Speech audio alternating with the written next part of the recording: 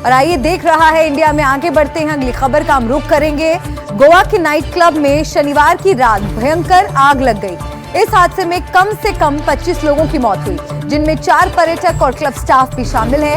इस बीच night club आग हादसे के कई वीडियो सामने आए हैं, जिनमें से एक वीडियो में एक महिला डांसर परफॉर्म कर रही है। इस हादसे के अब दूसरे वीडियो भी आने शुरू हो गए हैं। हम आपको वो तस्वीरें दिखाने जा रहे हैं जिसने गोवा के इतिहास में सबसे भयानक अग्निकांड को अंजाम दिया।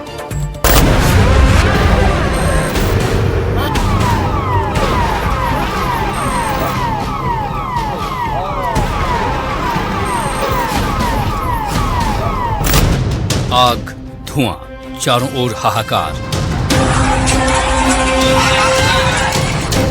क्लब में अग्निकांड, हादसे की तस्वीरें। जश्न बना मातम, कैसे लगी आग।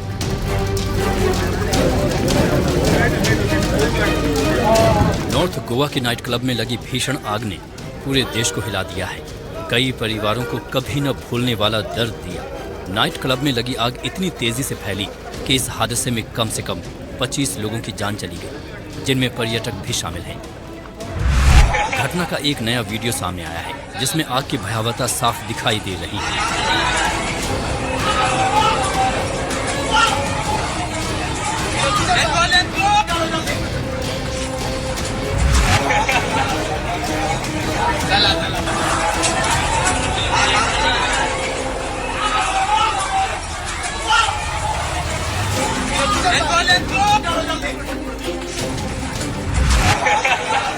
ये तस्वीरें देखिए, नाइट क्लब में आग की लपटें और धुआं ही धुआं दिखाई दे रहा है। कुछ लोग भी जान बचाने को भागते दिख रहे हैं।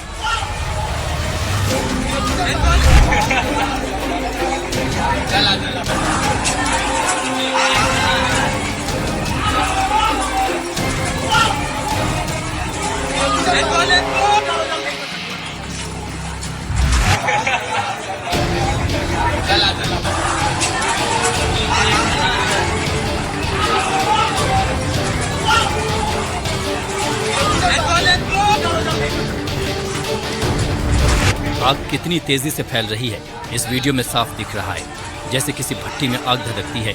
कुछ ऐसा ही दृश्य यहाँ दिख रहा है। आग की लपटें कितनी भयावह थी, ये इस वीडियो में दिख रहा है। अचानक से चिंगारी दिखी और देखते ही देखते पूरा नाइट क्लब आग की आगोश में आ गया। इस आग ने क्लब का क्या हाल किया है, उसकी गवाह ये तस्वीरें हैं। इन तस्वीरों में आप देख सकते हैं कि नाइट क्लब का क्या हाल हुआ है। सब कुछ आग की भेंट चढ़ चुका है, सारा सामान जल चुका है और इसी आग में जलकर 25 लोगों की मौत हो गई।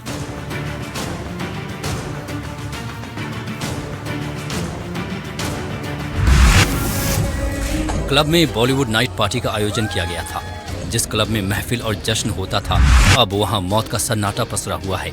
नॉर्थ गोवा के अरपुरा में बर्च क्लब में ये अग्निकांड होता है। गोवा में इतना बड़ा हादसा पहले कभी नहीं हुआ था। ऐसा अग्निकांड इस राज्य ने पहले कभी नहीं देखा था। Bureau report, NDTV India.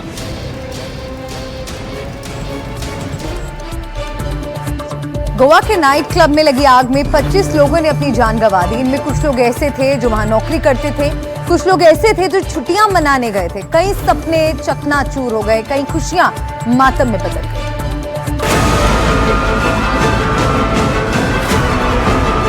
मान लो क्लब का घर 1 साल पहले नोटिस आ चुका था बंद का, फिर भी नहीं चल रहा था। डेथ बॉडी वगैरह लाने के लिए क्या मंटो शर्मा सर, उसका ऊपर हम लोग का भरोसा है।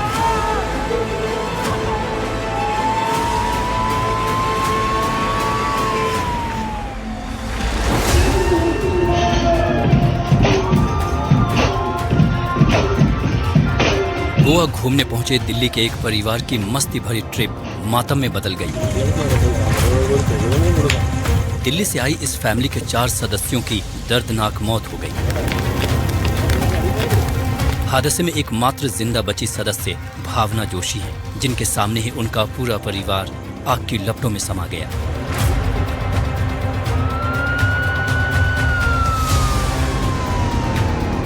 परिवार 4 दिसंबर को गोवा पहुंचा था और बागा के एक होटल में ठहरा था। शनिवार रात को वो लोग 15 मिनट पहले ही क्लब में दाखिल हुए थे कि अचानक आग फैलनी शुरू हो गई। बाहर निकलने की कोशिश में मची अफरा तफरी में भावना के पति विनोद कुमार ने उन्हें मुख्य दरवाजे से धक्का देकर बाहर निकाला और उनकी जान बचाई। लेकिन विनोद जब क्लब के भीतर फंसी भावना की 3 बहनों अनीता, सरोज और कमला को बचाने दोबारा अंदर गए तो वो भी तेज फैलती आग की चपेट में आ गए और चारों की मौके पर ही मौत हो गई। बताया जा रहा है कि शहादतपुर का रहने वाले विनोद के साथ उसकी भाभी और उसकी पत्नी और उसकी साली साथ घूमने गई थी, जिसमें से बताया जा रहा है कि विनोद की भाभी की और उसकी सालियों की मौत हो गई, जिसमें विनोद की पत्नी गंभीर रूप से घायल है। फिलहाल एक बार आपको तस्वीरों में आपको फिर से दिखाना चाहूंगा कि दिल्ली का ये वही शहादतपुर है। लगभग 3 महिलाओं और युवक की मौत हो गई, जिनकी पहचान विनोद और कमला और अनीता और सरोज के रूप में हो पाई है। क्लब के बाहर खड़ी भावना बार बार अपने पति को फोन करती रही। फोन की घंटी बज रही थी लेकिन अंदर से कोई जवाब नहीं मिला। घबराई हुई भावना ने अपने होटल के रिसेप्शन पर भी मदद के लिए फोन किया। इंतजार करते करते जब क्लब से अंतिम शव भी बाहर लाया गया तो भावना की उम्मीदें पूरी तरह टूट गईं। वो बेसुध हालत में क्लब के बाहर बैठी रही। परिवार इसके लिए प्रशासन को जिम्मेदार ठहरा रहा है। अब मान लो क्लब का घर 1 साल पहले नोटिस आ चुका था बंद का, वो फिर भी इलीगली चल रहा था, तो किसकी परमिशन चल रहा था? यानी कि वहाँ का जो प्रशासन है, जो भी है, वो सब मिले होंगे उनसे। गोवा में लगी इस आग में असम के कछार जिले के भी 2 युवकों की मौत हो गई। 24 साल के मनोजीत मल की इस भीषण आग में जान चली गई। जो वहाँ कर्मचारी थे, परिवार के सदस्यों का बुरा हाल है। दूसरी तरफ कछार जिले के ही राहुल तांती के परिवार को भी यकीन नहीं हो रहा है कि वो अब इस दुनिया में नहीं है। गोवा के नाइट क्लब में उनकी नौकरी का पहला दिन था और उसी दिन ये दर्दनाक हादसा हो गया। असम के धेमाजी जिले के रहने वाले 22 साल के दिगंत पातिर की भी इस भीषण आग में मौत हो गई। पातिर 1 साल पहले काम की तलाश में गोवा आए थे और जिस नाइट क्लब में आग लगी थी वहाँ कुक का काम करते थे। दिगंत का परिवार आर्थिक रूप से बेहद कमजोर है। परिवार पार्थिव शरीर को घर वापस लाने में भी असमर्थ है, इसलिए उन्होंने शव घर में लाने के लिए मदद की अपील की है। घर का हालत तो कुछ नहीं है। अभी डेड बॉडी वगैरह लाने के लिए क्या वो लोग तो ला नहीं सकेगा, इसलिए हम लोग का एक ही भरोसा है, असम का जनप्रिय chief minister Himanta Sharma sir, उसका ऊपर हम लोग का भरोसा है। वो ला देगा तो ला लगा, नहीं तो ला नहीं सकेगा। जिन्होंने अपनों को खोया है वो गोवा में मोर्चरी सेंटर के बाहर शवों का इंतजार कर रही हैं। शवों को लेकर अपने घर वापस जा रही हैं। उनकी खुशियां मातम में बदल चुकी हैं। परिवारों का दर्द उनके चेहरे पर साफ झलक रहा है। उत्तराखंड का एक परिवार इसी तरह अपने घर के सदस्य का शव लेने पहुंचा। इस वक्त हम मौजूद हैं मोर्चरी सेंटर के ठीक बाहर। अगर देख सकते हैं यहाँ जो परिवार है, ये परिवार जो है वो डेड बॉडी को लेकर जा रहा है अपने घर। अच्छा, मुझे ये बताइए कि आपके परिवार से कौन थे? ये मेरे चाचा थे। चाचा थे। वो उस वक्त यहाँ क्या करते थे? वो जो क्लब था उसके अंदर टूरिस्ट थे या फिर घूमने आए थे या काम करते थे? नहीं, वो जॉब पे थे। जॉब पे थे। क्या कहना है आपको इस वक्त? कुछ नहीं कहना। कुछ कहना चाहेंगे? क्या नाम है आपका? नहीं, अभी कुछ नहीं करना चाहेंगे। बॉडी मिल गया, अभी गांव ले जाएंगे। कहाँ ले जा रहे हैं आप?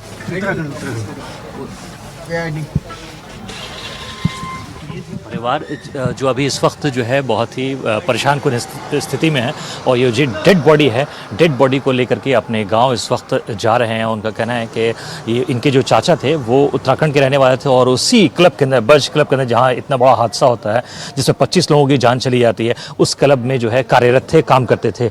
और ये बहुत ही दुख का समय है, वक्त है इस पूरे परिवार के लिए। और देखें आप तो मोर्चरी सेंटर से इस वक्त जो है पोस्टमार्टम के बाद ये जो बॉडी है उसको लेकर के वो अपने घर जा रहे हैं। कोई उत्तराखंड से, कोई झारखंड से, कुछ लोग जो छोटे शहरों से गोवा में नौकरी करने आए थे, कुछ लोग जो गोवा में छुट्टियां मनाने आए थे। वो सपने, वो खुशियां, अब सब कुछ खत्म हो चुका है। Bureau report, NDTV India.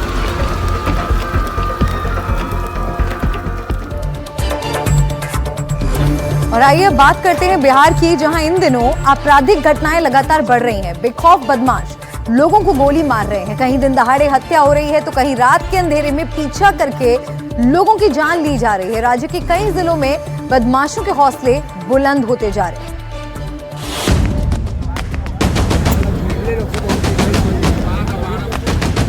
Bihar में बेखौफ बदमाश, सीतामढ़ी में दिन दहाड़े हत्या, बीच सड़क पर ताबड़तोड़ फायरिंग। बिहार में आपराधिक घटनाओं के मामले कम नहीं हो रहे हैं। आए दिन गोलीबारी, हत्या, लूट से जुड़े केस सामने आ रहे हैं। ताजा मामला सीतामढ़ी का है, जहां एक युवक की गोली मारकर हत्या कर दी गई। ये घटना दिन दहाड़े हुई। अपाचे बाइक पर सवार 3 अपराधियों ने मोहम्मद कबीर नामक के शख्स की गोली मारकर हत्या कर दी। अपराधियों ने पहले उनका पीछा किया और फिर गोली मारी। जब वो खेत की ओर भागने लगे तो दूसरी गोली से उन्हें मौके पर ही मार गिराया। इस घटना के बाद लोगों का गुस्सा देखने को मिला। घटनास्थल पर गांव वाले जमा हो गए और आक्रोश में सड़क जाम कर प्रदर्शन शुरू कर दिया। लोग अपराधियों की तत्काल गिरफ्तारी की मांग कर रहे हैं। कोई दिन कर वहाँ से घर से निकला है वो काम पे के लिए, जहाँ काम चल रहा था वहाँ जा रहे थे। इतना ही हम लोग को फोन आया कि इसको गोली लगी। तो गोली लगी, इसके बाद आप लोगों को जानकारी मिली कि वो जिंदा है या मर गए? सीधे इतना पता चला कि गोली लगी है, लेकिन ये जानकारी नहीं मिली कि जिंदा है कि मौत है। तो आप लोग घटनास्थल गए थे ना? जी। तो क्या मिला वहाँ पर? वहाँ पर गया तो डेथ किया हुआ, डेथ कर गए थे। ये तो सिर्फ एक घटना है। बिहार के कई जिलों में इस तरह की आपराधिक घटनाएं देखने को मिल रही हैं। एक वारदात का सीसीटीवी सामने आया है। ये तस्वीरें सीतामढ़ी की हैं, जिसमें बदमाश इस कदर बेखौफ हैं कि वो बीच सड़क पर एक शख्स पर गोली चला रहे हैं। एक मोटरसाइकिल मिस्त्री को बदमाशों ने अपना निशाना बनाया। इस मामले में घायल मोटरसाइकिल मिस्त्री को स्थानीय सामुदायिक स्वास्थ्य केंद्र में ले जाया गया, जहां पर अब उनकी हालत खतरे से बाहर बताई जा रही है। बदमाशों के गोली चलाने की घटना सीसीटीवी फुटेज में कैद हो गई है। अब पुलिस इसके आधार पर आरोपियों को पकड़ने में जुट गई है। सीसीटीवी में देखा जा सकता है कि रात का वक्त है और 2 बाइक सड़क पर बिल्कुल नजदीक चल रही है। एक बाइक पर 2 शख्स सवार हैं और उनमें से पीछे बैठा शख्स दूसरी बाइक चला रहे शख्स को निशाना बना करके गोली चलाता है। हालांकि ऐसा लगता है कि वो गोली बाइक सवार को लगी नहीं है। हालांकि इसके बाद आरोपी बाइक पर से उतरता है और फिर उसके बाद दूसरी बाइक पर सवार शख्स पर दौड़ते हुए गोली चलाता है। इसके बाद आरोपी अपनी बाइक को मोड़ते हैं और फिर जिस रास्ते से आए थे उसी रास्ते पर वापस लौट जाते हैं। जानकारी के मुताबिक इस मामले में घायल मोटरसाइकिल मिस्त्री की पहचान जय महतो के रूप में हुई है। पुलिस ने बताया कि जय महतो अपनी दुकान बंद करने के बाद घर लौट रहा था। उस वक्त ये वारदात हुई। हम गए, पहुंच गए, उसे चल लिए। उसके बाद गए वहाँ पे, पीछे से आके फायरिंग किया, 2 को फायरिंग किया। एक पीठी पे लगा, दोबारा उतार के फायरिंग किया तो कपार में लगा, तो हम भागे हैं गाड़ी लेके। घटना के बाद घायल जय महतो को अस्पताल ले जाया गया। वो भी खतरे से बाहर है। पुलिस ने इस मामले में जांच शुरू कर दी है और आरोपियों की जल्द गिरफ्तारी की कोशिश की जा रही है। Bureau report, NDTV India. देख रहा है इंडिया में खबरें और भी हैं, लेकिन यहाँ एक ब्रेक के लिए हम रुक रहे हैं। ब्रेक के बाद देखेंगे कि गुजरात में कैसे 100 एकड़ जमीन पर अतिक्रमण के खिलाफ हुई कार्रवाई। बने रहिए हमारे साथ, फौरन लौटेंगे।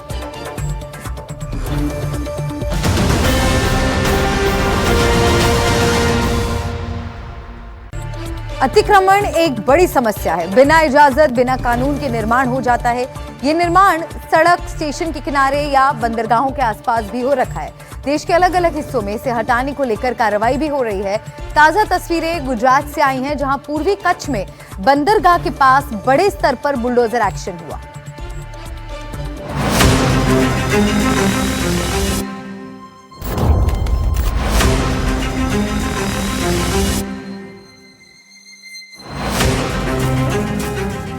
गुजरात के कच्छ में बड़ा बुलडोजर एक्शन।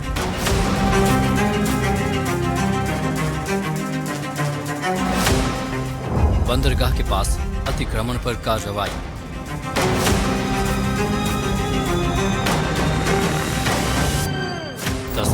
गुजरात के पूर्वी कच्छ की हैं, जहां बंदरगाह के पास अतिक्रमण के खिलाफ बुलडोजर एक्शन हुआ।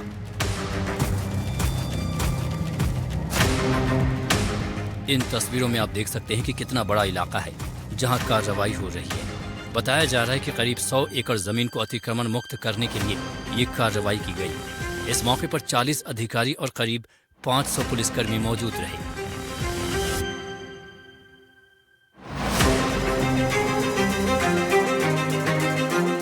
मीठा पोर्ट क्षेत्र से अतिक्रमण हटाने के लिए दीनदयाल पोर्ट प्राधिकरण के अधिकारी कर्मचारियों और पूर्वी कच्छ जिला पुलिस के अधिकारी और कर्मचारियों ने संयुक्त मेगा ऑपरेशन चलाया।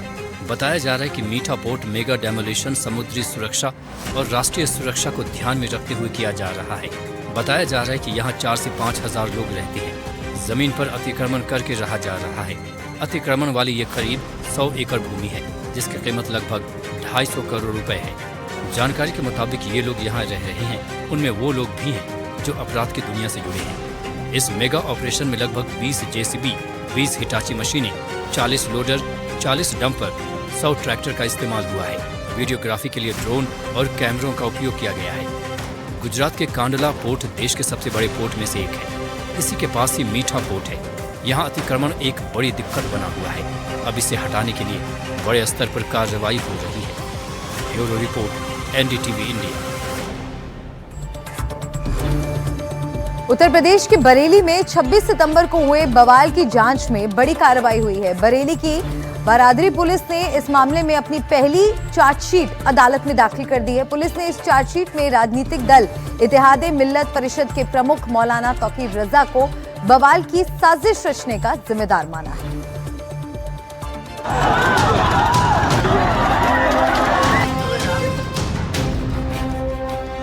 बरेली हिंसा, तौकीर रजा पर शिकंजा। चार्जशीट में हिंसा की कहानी। उत्तर प्रदेश के बरेली में 26 सितंबर को जमकर बवाल हुआ था। अब जांच के बाद बारादरी पुलिस ने पहली चार्जशीट अदालत में दाखिल की है, जिसमें 38 अभियुक्तों को शामिल किया गया है और आईएमसी के प्रमुख मौलाना तौकीर रजा को साजिश रचने का मुख्य आरोपी बताया गया है। आपको बताते हैं इस चार्जशीट में क्या लिखा गया है। पुलिस की पहली चार्जशीट में मौलाना तौकीर रजा को बवाल की साजिश रचने वाला बताया गया है। पुलिस के अनुसार जांच में ऐसे सबूत मिले हैं जो मौलाना की भूमिका को षड्यंत्रकारी बताते हैं। चार्जशीट में मौलाना तौकीर समेत 38 आरोपियों के नाम हैं जो मुख्य लोग हैं। उनके नाम आपको बताते हैं। मौलाना तौकीर रजा, डॉक्टर नफीस, फरहान रजा खान, पार्षद अनीस सकलैनी, कलीम मोबीन, मोइन सिद्दीकी, फैजुल नबी खान, फरहत खान, अरबाज नाजिम रजा, फैजल शमशाद, रिजवान अमान हुसैन, इदरीश और इकबाल। पुलिस ने 15 साल के एक युवा को भी आरोपी माना है। बताया जा रहा है कि आरोपियों को अलग अलग कोर्ट के निर्देशों पर जेल भेजा जा चुका है। अब कोर्ट में चार्जशीट दाखिल होने के बाद मुकदमे की आगे की कार्रवाई शुरू होगी। 26 सितंबर को जो घटना हुई थी उसके संबंध में 11 एफआईआर पंजीकृत की गई थी, जिसमें एक थाना बारादरी का मुकदमा है 1145/25, उसमें चार्जशीट फाइल की गई है। इसमें 38 लोगों के विरुद्ध चार्जशीट फाइल की गई है। 36 लोगों के विरुद्ध अभी विवेचना प्रचलित है और जो अज्ञात व्यक्ति अभी चिन्हित किए जा रहे हैं उनके खिलाफ भी विवेचना प्रचलित रहेगी। इन 38 लोगों के विरुद्ध ये चार्जशीट फाइल करते हुए एक बार इसके जो एविडेंस कलेक्शन है उसका परिजुल करते हुए फिर कोर्ट भेजी जाएगी। जो भी लोग घटना में शामिल थे उनमें से काफ़ी जो मुख्य भूमिका के लोग थे उनको गिरफ्तार करके न्यायिक हिरासत में भेजा जा चुका है। जो फरार है उनके लिए भी हमारी अलग अलग टीमें लगातार दबिश दे रही हैं। कुछ प्रकरण ऐसे हैं जो कोर्ट में है जिसमें पुलिस की तरफ से आख्याएं प्रेषित की गई हैं। आरोप है कि 26 सितंबर को मौलाना तौकीर रजा ने अपने समर्थकों से इस्लामिया कॉलेज मैदान में जुटने की अपील की थी। प्रशासन ने उन्हें अनुमति नहीं दी थी। इसके बावजूद धरने का कार्यक्रम आगे बढ़ाया गया। जुमे की नमाज के बाद भीड़ अचानक उग्र हो गई और कई इलाकों में माहौल बिगड़ गया।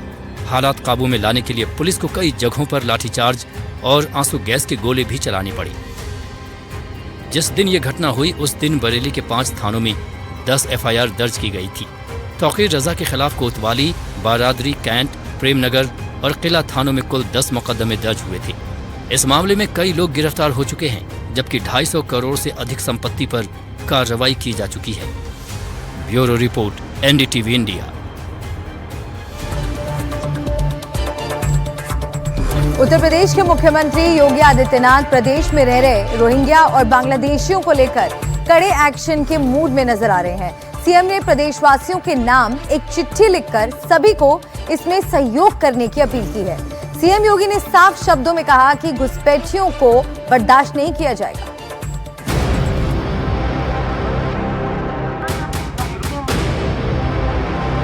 उत्तर प्रदेश के मुख्यमंत्री योगी आदित्यनाथ ने राज्य में अवैध रूप से रह रहे नागरिकों के खिलाफ सख्त कदम उठाए हैं। इसी संबंध में उन्होंने प्रदेशवासियों से घुसपैठियों की पहचान करने में सहयोग मांगा है।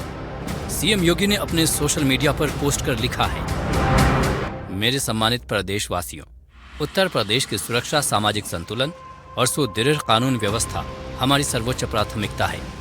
प्रदेश में अवैध रूप से रह रहे रोहिंग्या एवं बांग्लादेशी घुसपैठियों के विरुद्ध सख्त और निर्णायक कार्रवाई प्रारंभ की गई है। मैं प्रदेश की जागरूक जनता से अपील करता हूं कि सतर्क रहें और घरेलू अथवा व्यावसायिक कार्यों में किसी भी व्यक्ति को नियोजित करने से पूर्व उसकी पहचान अवश्य सुनिश्चित करें। प्रदेश की सुरक्षा हम सभी की सामूहिक जिम्मेदारी है, क्योंकि सुरक्षा ही समृद्धि का आधार है। सीएम योगी ने अपने सोशल मीडिया अकाउंट एक्स पर योगी की पाती लिखकर घुसपैठियों पर सख्त एक्शन का ये संकेत दिया है। सीएम योगी ने जो चिट्ठी पोस्ट की है उसमें लिखा है, सुप्रीम कोर्ट ने एक सुनवाई के दौरान महत्वपूर्ण टिप्पणी की है कि घुसपैठियों के लिए लाल कालीन नहीं बिछाई जा सकती है। इससे स्पष्ट है कि घुसपैठिए किसी भी कीमत पर स्वीकार्य नहीं है। संसाधनों पर अधिकार नागरिकों का है, घुसपैठियों का नहीं है। अवैध तरीके से भारत में रहने वाले बांग्लादेशियों की खोजबीन चल रही है और इस बीच मुख्यमंत्री योगी आदित्यनाथ की चिट्ठी इसलिए महत्वपूर्ण हो जाती है क्योंकि सीएम योगी आदित्यनाथ ने यूपी में रहने वाले हर शख्स से अपील की है कि अगर उनके घरों के आसपास या उनकी जान पहचान में कोई ऐसा व्यक्ति हो जो संदिग्ध हो सकता है बांग्लादेशी हो, उसकी सूचना पुलिस को ज़रूर दें, क्योंकि भारत सरकार और उत्तर प्रदेश सरकार की तरफ से मिलने वाली जो योजनाएं हैं उन योजनाओं का लाभ सिर्फ भारतीय लोगों को मिले, न कि बांग्लादेशियों को। और इस बीच में उत्तर प्रदेश में लगातार हर ज़िले में इस बात की पड़ताल की जा रही है कि कौन बांग्लादेशी हो सकता है। जो भी ऐसे संदिग्ध हैं उन लोगों का जो डॉक्यूमेंट है वो डॉक्यूमेंट लिया जा रहा है और डॉक्यूमेंट को वेरीफाई करने के लिए उन राज्यों की पुलिसों को भेजा जा रहा है जिन राज्यों के रहने वाले होने का ये लोग दावा करते हैं। इस बीच में संभव है कि आने वाले कुछ दिनों में ये बात पता चले कि कौन कौन ऐसा है जो संदिग्ध था और वाकई में वो बांग्लादेशी है। जो भी ऐसे लोग होंगे जो बांग्लादेशी नहीं होंगे उनको कोई कार्रवाई नहीं होगी, लेकिन जो भी बांग्लादेशी मिल गया उसके खिलाफ कड़ी से कड़ी कार्रवाई की जाएगी। सरकार ने रोहिंग्या और बांग्लादेशी घुसपैठियों के खिलाफ कार्रवाई शुरू कर दी है और संदिग्ध नागरिकों को डिटेंशन सेंटरों में भेजने की तैयारी है। मेरठ में भी डिटेंशन सेंटर बनाने के आदेश दे दिए गए हैं। इसका निर्माण गाजियाबाद के नंदग्राम के डिटेंशन सेंटर की तर्ज पर होगा, जिसमें कम से कम 500 विदेशी नागरिक रखे जा सकेंगे। यूपी के कई इलाकों में घुसपैठियों के खिलाफ कड़ा एक्शन चल रहा है। यूपी के इन सभी शहरों में अवैध घुसपैठियों के खिलाफ सरकार सख्त हो गई है। लोगों के आधार कार्ड चेक किए जा रहे हैं, उनकी पहचान की जा रही है और संदिग्ध लोगों को डिटेंशन सेंटर भेजा जा रहा है। फिलहाल पूरे उत्तर प्रदेश में संदिग्ध विदेशी नागरिकों की तलाश का अभियान जोर शोर से चलाया जा रहा है और मुख्यमंत्री योगी आदित्यनाथ ने भी एक्स पर पोस्ट करके लोगों से इस अभियान के लिए सहयोग मांगा है। Bureau report, NDTV India.